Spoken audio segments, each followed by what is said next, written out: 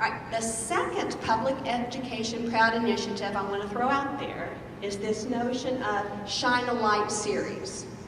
We, as a district, this is more for district leaders to think about. We gotta tell our district stories, but at the same time, we need to be cognizant of some of the way of thinking about education that's out there that's not as positive as it should be. We gotta understand that so that we can counter that and we can communicate in different ways than we're doing right now.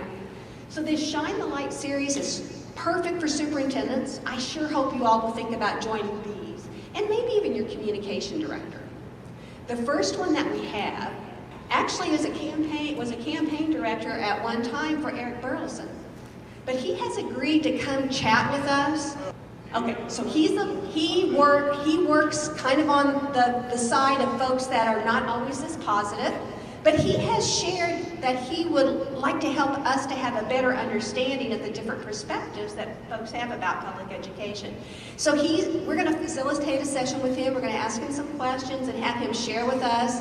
And then we're going to do some thinking. All right, so this is kind of what this group is thinking around us. What are some strategies we might want to employ to help offset some of that thinking? But we can't offset what we don't know.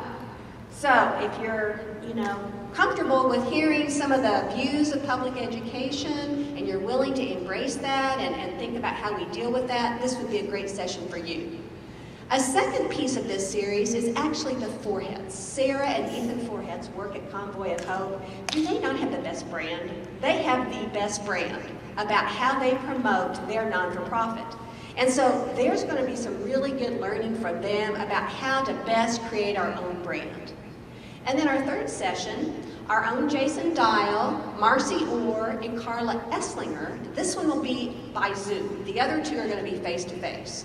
That group is going to help us to understand some ways to communicate with legislators, some best tactics for reaching out, what kind of conversations to have.